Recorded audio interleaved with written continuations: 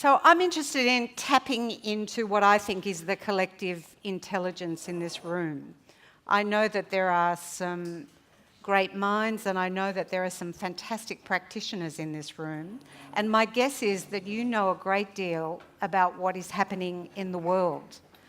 My guess is that you know about things which are happening that I don't know about, and that's what I want to tap into. I was thinking about the way in which IAP2 is now talking about engagement in relation to democracy, and if I have a passion, it's a revolutionary fervour in terms of how to make the world a better place through the practice of deliberative democracy. For some of you, deliberative democracy won't necessarily be a term that you would use when you think about public engagement or public participation. But I noticed that IAP2 is now talking about power, people, practice. And in many ways, those three things, I think it's because we can only ever count to three. I have three ideals for deliberative democracy, and I know that there are three nouns here, and they somewhat overlap. So when we think about deliberative democracy, in my terms, I think about the people being an inclusive or representative sample. The work that I do at New Democracy is almost exclusively with a random sample. So we use random selection because we're trying to get a microcosm of people in the room, a miniature population. If I think about practice, then for me the practice has to be deliberative. It has to take place over many days. It has to allow people to deal with complexity and to hear from experts and be able to interrogate expert knowledge in the way we're doing with our critical thinking experiments at the moment. And in terms of power, the only work that we do now in New Democracy is deliberative experiments that actually have some influence or impact. Otherwise, we leave it alone. We're a little tired of doing deliberative experiments that don't go anywhere. I could talk underwater about what New Democracy is doing in Australia, and that's actually not what I want to talk about now, though I'm very happy to talk with you about that outside this session. What I'm really interested in is an area that I'm starting to spend time in, and I'm calling it democratic futures. Don't know whether that term resonates for you. I'd be very happy to hear of other terms that might be more descriptive of what it is that I'm thinking about. What I'm trying to work out is how we grow this movement of deliberative democracy. Now, on my way here, I started to think about places in the world that are doing extraordinary deliberative work. I came up with Ireland, America, Belgium, Iceland, Ethiopia, India, Italy, Denmark, Germany, Brazil and many South American countries, Bolivia, Canada, Austria, Finland, the Netherlands, Colombia, and so on. These are ones that I know about, extraordinary activity that is happening in these countries. They tend to be one-off. They tend to be, maybe a dozen repeated experiments or incredibly good practice that's happening. But I'm trying to work out what else is happening. And I'm doing this through a series of conversations. So I'm having conversations with people, transcribing it, and I'll eventually put it on the New Democracy website and possibly on the Journal for Public Deliberation. If you don't know anything about deliberative democracy and you want to know more, please access the New Democracy Foundation website, newdemocracy.com.au, or access the Journal of Public Deliberation, which is very good at documenting a lot of what's going on in the world. But what else is going on in the world that I don't know anything about? Now, what I wanted to suggest was that we spend this very brief session thinking about the excitement that is happening in the world, think about the seeds that are being planted, if we want to extend that metaphor of growing the field. Where is the fertile ground? What is it that you've heard about that is happening outside Australia? We tend to be very parochial. We might think about New Zealand because we tend to connect with our New Zealand collaborators. But what else is going on in the world? I wonder if you might just take a moment to have a conversation with the people at your table. Do any of you know about anything really interesting that is happening in another country? You may only know this much, and you might want to know more. You might have some questions about that. I may know the answer to it, or other people in the room may know the answer to it.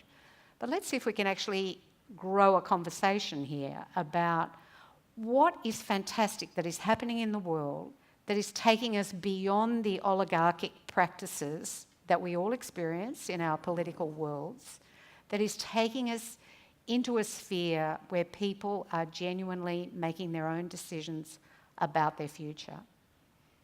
I encourage you just to have a few minutes conversation. There's post-it notes there. If when I ask you to come and have a conversation with me, you don't want to do that, make a note on that post-it note and tell me how I can find out more about the particular idea that you may know about or you would like to know more about.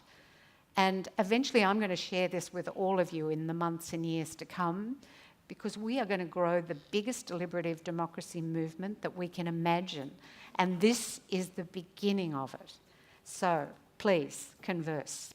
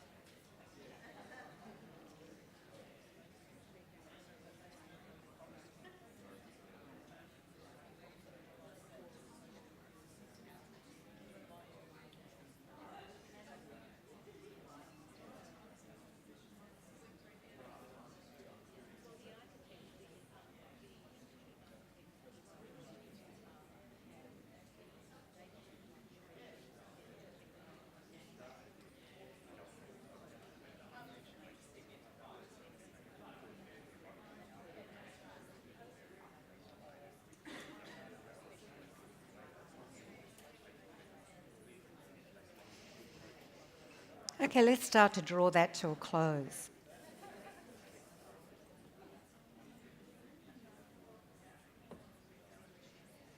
Okay, what came out of that? Anything exciting? And if it did, you have to come up and tell me about it, because I don't know about you, but I find conversations much more interesting to listen to than speeches.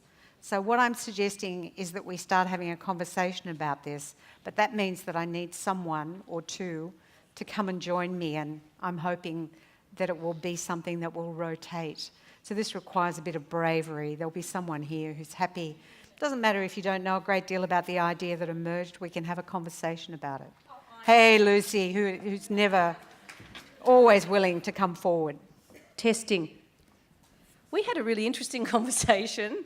So we talked about how there's really big movements in South America in particular and Brazil.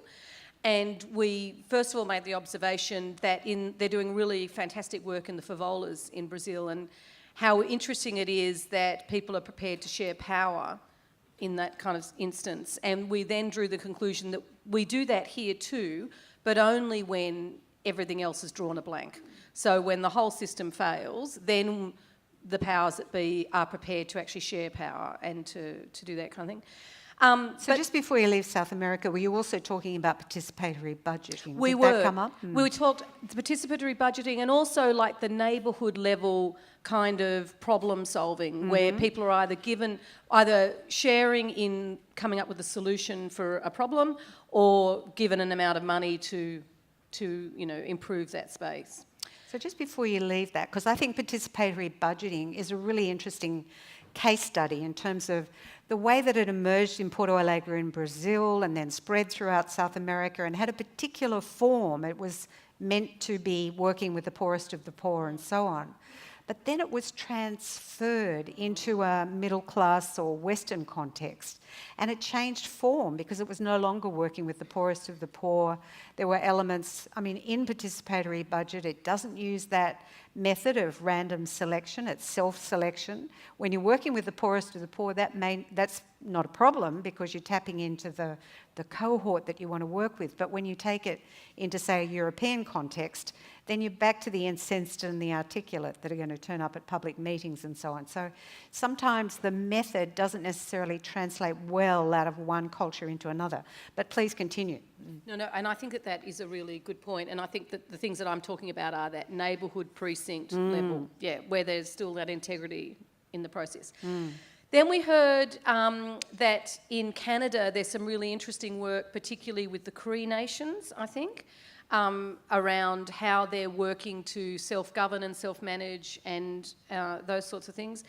And then we heard that... Don't leave that, because that actually raises really interesting issues for me about indigeneity. So how do traditional methods translate into a modern context? We have this fantastic thing happening at the moment in Ethiopia.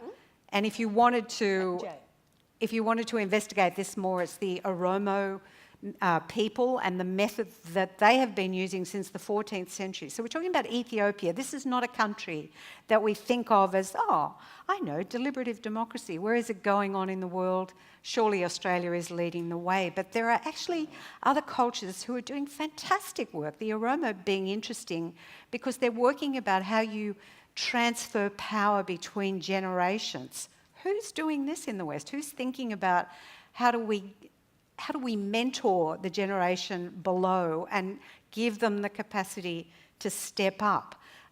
So I think some of the Indigenous areas are really interesting. I think in Australia, I wish I knew more about, I don't mean what's happening in Indigenous communities now, I mean what did happen in Indigenous communities, because we have so much to learn from that has relevance to what it is we're trying to achieve now. So did Jane have things to say about why is she sitting there and why is she not coming up? So Jane is going to come up because I think that this will be a good conversation now, but I think that for you and Jane to have a further conversation, because Jane is working around social impact with Indigenous communities in Northern Territory, and that would be a really interesting thing for New Democracy. Yeah. The final thing we heard, though, was in Turkey, where in remote Turkey there's a pipeline going through from Azerbaijan, and they wouldn't actually identify that what they're doing is deliberative, but at a small local level, they're working very closely and thoughtfully and deliberatively with local communities around that negotiation of what that might mean, etc. So that was our bit. So I'm handing over to... Who knew about the Turkey one? Oh, Ms. Hendricks, of course. Okay, need to know more about that. Thanks, Alison. So Jane, you come up and I'm giving you the mantle. You can talk about... Anyone else, please join us. Anything that is... Let me also tell you about, if you are unaware of it, I think one of the most exciting things that has happened in the last decade is Belgium. And the reason I think Belgium is so exciting, if you haven't heard of it, is that it went for 541 days without a government. How good is that? You know, it's like this thing of when doctors go on strike and the health of the community improves. Well, in Belgium, they managed to go for 541 days because the coalitions could not be formed when they had an election. How fantastic. That's more than a year. And they managed to do really well. Belgium is one of the few countries that is seriously thinking about a randomly selected upper house, which for me is, you know, that's the pinnacle. Let's have a randomly selected upper house. But that's getting into governance issues. Come on, Jane, tell us about this. Well, I think Lucy's pretty much covered what I was saying, but I'm very interested, coming from the Northern Territory, as Aboriginal people get excluded from our public participation processes. They don't match, do they? They're not a good fit, the kinds of things that we do in Working with Aboriginal people, Yeah. you've got to have time, trust, good relationships. You've got to really adapt your style. Sorry, Yeah. I'm losing my voice a bit. Yeah. But I'm currently looking at how we can apply public participation processes to a more qualitative approach to doing social impact assessment and looking at deliberative processes, but how we might apply that in an Aboriginal context. I've seen open space work very well in an Aboriginal context. So in some fairly remote areas, they used open space, mostly for Indigenous people. They came in, it's that whole notion of when you arrive is the right time to arrive, where you need to be is the right place to be, and it seemed to be a very good fit. You may or may not know that this big nuclear project that we're doing in South Australia at the moment, that was tricky in terms of how do you integrate the Indigenous voice in that room, because it's such an important That voice. was our burning question, actually. We wanted to find out So more about that. the way that it was done was people went to remote communities and did a different kind of consultation or engagement with Indigenous people, checked with them that the voice that came out of that space was accurate with the group that was there. And on day 3, we're doing an extended session with Indigenous people coming in, talking to small groups in a more thoughtful, in a more leisurely, open-ended way. But it's not easy, is it? It's trying to accommodate two very different ways of engaging with each other. Yeah. And I think we just have to be incredibly mindful of those differences. So it's important to have people like you who are routinely working with Indigenous groups to be able to... I'm going to come and pick your brains later. Oh, please do. That would be great. I was just recounting to the table, I've spent time at conferences in Canada, and there's so much in common with the First Nations people of Canada and Australia, and some of the things they've done to self-empower and take control for themselves, and Cree Nation was one example. But I've seen some fantastic conversations between Australian Indigenous people and Canadian. There's a resonance there that it's rather gorgeous to listen to. Yeah. There's a conference in Montreal next year where they're actually having a special session for Indigenous peoples from around the world discussing those issues. So. Good work. Keep up good work, Jane. Canada, of course, is reminds us that was the home of the Citizens' Assembly, and that is definitely a method that has spread throughout the world. In Iceland and Denmark, and citizens' assemblies have cropped up everywhere. It was certainly the inspiration for us at New Democracy when we convened the Australian Citizens' Parliament. There's now a book written about the Australian Citizens' Parliament that a few of us who were involved edited. If you want to know more about that, we randomly selected 150 people from across Australia, brought them together to Old Parliament House, deliberated on how would you reform Australia's political system to serve us better. There are people in this room who facilitated sessions at that parliament, but it was a very interesting model for us, particularly because it taught us that we could effectively randomly select, we could effectively deliberate, but boy, that issue of influence was the one that we really needed to nail, and it's why since then we've only been doing projects where there's a high degree of influence. The Australian Citizens' Parliament was also interesting because it proves something else to us. If you think about random selection, as was used in the Citizens' Assembly in Canada and elsewhere, people tend to say, yes, but there's a degree of self-selection, which is true, there is. But when we randomly selected for the Australian Citizens' Parliament, we were stunned that 34% of the people who were asked if they would come to Canberra to deliberate for many days said yes. Now, that's a third of Australians were prepared to come and talk about a fairly esoteric subject matter, how to reform Australia's political system, and they did it with a great deal of fervour. So I feel very confident that this kind of participation, it is like an unused muscle, you know, it's atrophied through lack of use, but if you give people the opportunity to come and meaningfully deliberate, they will do so. And as you would know, we've now done it on a range of issues, some of them incredibly complex and scientific, but people are prepared to step up. But that's Australia. So what else is happening in the world that I could hear more about? Ireland, as you know, did a fantastic constitutional convention that followed their We the People and ended up in the same-sex marriage plebiscite. So the Irish experiment is definitely one worth looking at closely. Wendy Russell has appeared and sat next to me. Hi. Hi. You mentioned science and your so I area. thought I would just talk a bit about technology assessment.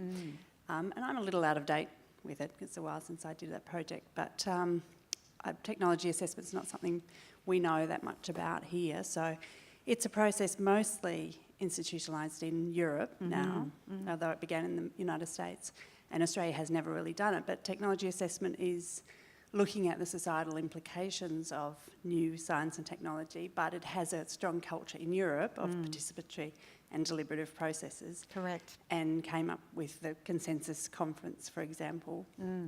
So let's just talk a little about that before we go to the point that I think you're going to make. So definitely it's antecedents, well, not alone, but the Danish Board of Technology is an interesting case study because the Danish Board of Technology routinely convened consensus conferences on issues to do with science and technology and fed the recommendations from those consensus conferences into the Danish Parliament, which at the time was very unusual to get that fantastic integration between what a randomly selected, didn't start random selected, but ended up randomly selecting its participants and then feeding it into the Danish Parliament.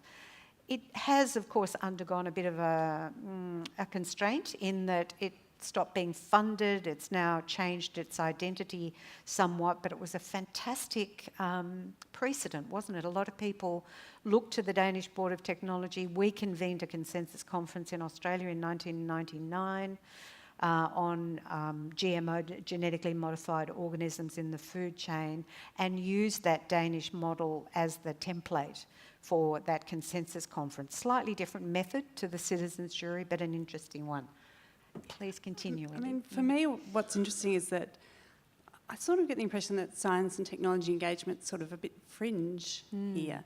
But science and technology is so central that most of the engagements that we do have science and technology aspects to them. And well, you were involved in the nanotechnology project that Lucy facilitated. That's right. And I mean, our work was very much on these new kind of areas. But, you know, if you think about infrastructure, for example, you know, science, technology and technical issues are so central to those kind of conversations. And I don't know, partly the reason I think that technology assessment hasn't kind of emerged in this country, it's partly actually what we understand as technology. It has a different nuance here to, for example, in Europe. And it's come to be very connected with information technology here. So we know what problems might be. What's interesting or exciting that's happening elsewhere in the area of TA? Well, I think there's been an interesting project a couple of years ago that the Danish Board of Technology oversaw, which is called Engage 2020, which is a European-wide coordination effort to look at all of the engagement around science technology across Europe and in the EU. And that's produced a fantastic resource, Engage 2020, and so that's a whole lot of different projects and issues that are covered there. So, okay, great. Good to know. Thanks, Wendy. I think Europe is doing some interesting work in this area. It's very aware of its non-democratic nature and it's trying desperately to do some interesting work. But there are European countries, the G1000 in Belgium is a fantastic example. Italy, of course, had the Tuscan law, which meant that any crisis triggered a deliberative method. So there's been some really interesting stuff happening in different countries in Europe as well as Europe generally. Thanks. Hi, Kim. Hi, I've got a question. Good. And it comes from our table. They're all busy over there, so I thought I'd come up and ask the table's question. Okay. I'm really interested in how we embed this on a regular and ongoing basis, more than the wonderful, fabulous, big, wonderful projects that we get to work on. Yeah. And Amanda was saying that she understood that in the US, there is in just one state, there's a mechanism for a review of legislation by a citizens panel. She thinks it's in child welfare. And we were just wondering when if you you said knew that, I anything thought about you were this. talking about the Citizen Initiative Review, but you're not talking about that, Amanda? Yeah, I don't No, think that's what this you're is- talking about. Let's see. Yeah. So let me, while Amanda is coming, I'll tell you about, join us. The Citizen Initiative Review is an interesting process. I don't think that's what's being suggested here. And that's in Oregon and is now spreading to other states. So it's part of its legislative requirement is that if there is an initiative, a plebiscite, something which is not a constitutional referendum, that it goes to a citizens' jury of people who review that initiative and they write the briefing document. So in Australia, when we have a referendum, we get this thing in the letterbox which is so complicated everybody decides that they're going to vote against the referendum question, unless there is bipartisan support. But in Oregon, a group of people write that document that then goes to every voter in Oregon before they vote on the initiative. So it's being done by a group called Healthy Democracy, and Ned Crosby is part of that group, and Ned Crosby is the person who designed and created citizens' juries in the 70s, and there's an interesting parallel that I'll come back to about Ned Crosby, because now I want to know about this healthy thing. Well, no, the health thing. So my original thinking was actually the Oregon one, and so, but then I thought it had gone and other states were picking it up. That's true. And so, but then I had a quick, Google, and then I was, because I couldn't quite place it, my brain clearly was I not think working. Minnesota is doing some interesting work, and I'm not sure if it's the CIR or something else. So I'm not quite sure. I mean, and I was frantically trying to look, but I did see there was something around child welfare, and that. And I'm not sure if it's under federal laws, but then that in states that they would meet regularly. So less so much about a start and a finish, but a continuous ongoing review of, and I think they're called citizen review panels, looking at policies and strategies and plans. Okay. So it's embedded, if you like. So that raises such an interesting tension for me, because if you have an ongoing review panel, we're back to the kind of committees we've always had in relation to these issues. And one of the tantalisingly wonderful things about deliberative methods is that they're one-off. So people don't have to dedicate the rest of their life to a committee, which is boring and awful, but they can come in, intensively learn, make recommendations, and it can have some impact. So there's always this incredible tension. I have exactly the same issue around a randomly selected upper house.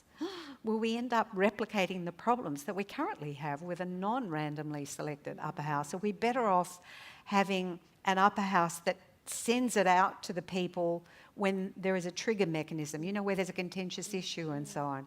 So I think we need to think really deeply about what happens when people are socialised into a committee or a review panel or whatever. So that's a fascinating thing, isn't it? It's a really tricky one, and I'm not sure the parameters and how it works, but and it is. I'll find out more. Thank you. Yeah, I just think it's all the nuances where it's really hard to know. Yeah. That's why we love having you.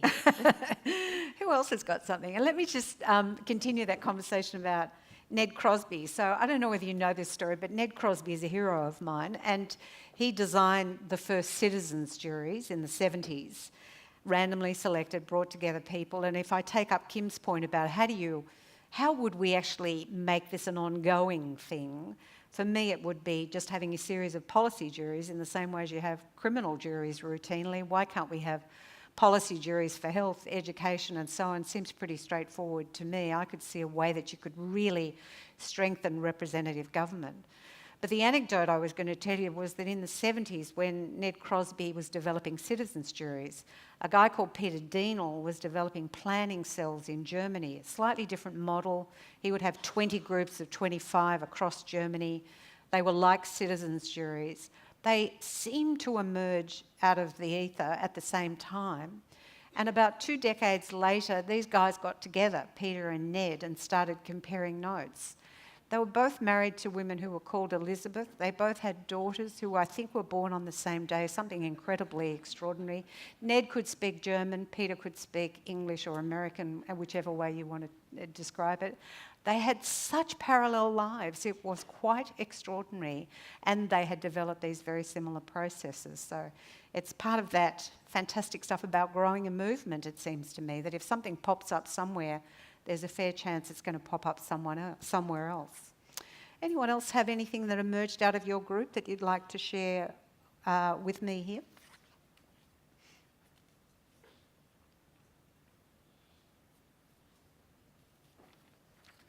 No. You know about Iceland? You've got to go off and look at Iceland. Incredible. After their economic decline, they had a constitutional convention where it was pretty much crowdsourced. People were able to contribute to that constitution in a way that has never been done anywhere else in the world, which I find extraordinary. I'm excited about something that's happening in Bolivia with a group called Democracy in Practice. They're going into schools in the hills of Bolivia and remote communities, little schools where the students are being randomly selected and are deliberating together and making decisions. Again, springs up in the oddest places. In Austria, they have an Office of Future-Related Issues, a bit like our Commission for the Future that we used to have in Australia that was abandoned, that is doing some very interesting work. It's a statewide network. It's only in one state, dedicated to civic involvement. Finland, Harry Razio is doing extraordinary work with sector deliberations. He's bringing together, instead of thinking about randomly selecting across an entire population, he's thinking about random selection amongst sector groups, the disabled, the aged, young people, and so on. And there's a couple of pieces that he's written on that, and I've co-authored one with him. In the Netherlands, sociocracy has got to be something that is of interest to us, about decision making from the bottom up. I think we need to learn more about that. Jörg Steiner, a Swiss scholar, is doing the most extraordinary work in Colombia, Brazil, Bosnia, amongst former guerrillas in Colombia, where he's actually doing deliberation across deep divisions. So he's working with people who are really scarred, damaged by that which has come before, and working out how you can actually overcome those differences. Some beautiful research that is happening there. My point is that I can tell you about all of this, and I'm really happy to tell you about all of this, and it's probably a one-to-one conversation, including anything that you haven't been brave enough to come forward and tell me about.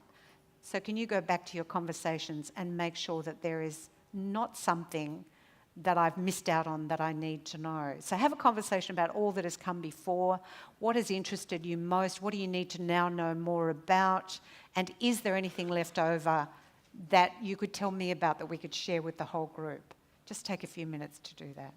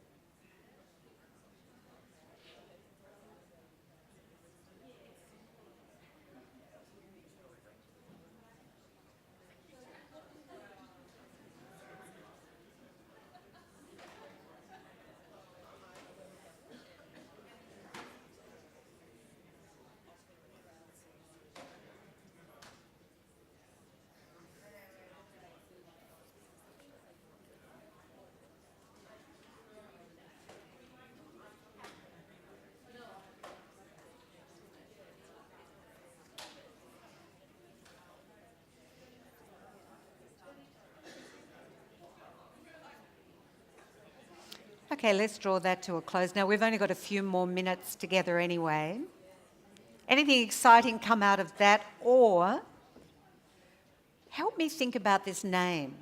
So I'm thinking about something that I could, please come up, a network, something called Democratic Futures, that's going to allow me to network with people throughout the world, to have mentors, to connect people with other people. If you have a better name than Democratic Futures, because I'm not sure that it's exciting enough, please write it on one of those post-it notes and leave it for me. Anything written on those post-it notes, if you could leave it on the stage, that would be great. I know there's another session starting soon, so let's just have some final words. Thank you. My example was... You're Shiloh. Yes, I'm Charlotte. I'm from the IAP2 South Australia. I'm working on a stormwater project, so building public capacity to clean up stormwater before it goes to the Adelaide coast. And I was talking about an example that I had from the Coast to Coast conference in Melbourne a few months ago, and it was talking about how New Orleans is adapting to the pressures that we have on our coasts around the world. And what I wanted to talk about, it came out of the fact that the poor people were having all of the detritus after Hurricane Katrina dumped in their areas of New Orleans. And so they protested against this. So as a result, the way that they're adapting to it is they're actually going to communities and saying, so we might have another one of these events, how do you want to adapt? So it's turned into this lovely thing where communities are building gardens that are protected from floodwaters. Businesses are rebuilding their buildings so that if there is another flood, another Hurricane Katrina, that they've waterproofed the bottom levels so that... What a great example to end on. I mean, why do we ever doubt that a group of people would not know how to build resilience in their community? Why would they not know how to solve the many problems that we have? When did we give up on ourselves and hand the responsibility over to a group of non-representative representatives? That's all deliberative democracy is about. It's about saying, you guys know how to fix this. How do we do it? How do we plan together? How do we resolve these issues together? So a lovely note to end on, Charlotte. Thank you. Thank you. Yeah. Thank you so much for playing with me. And if you have any notes, please leave them on the stage. I hope you enjoy the next session and the conference generally. Thanks again.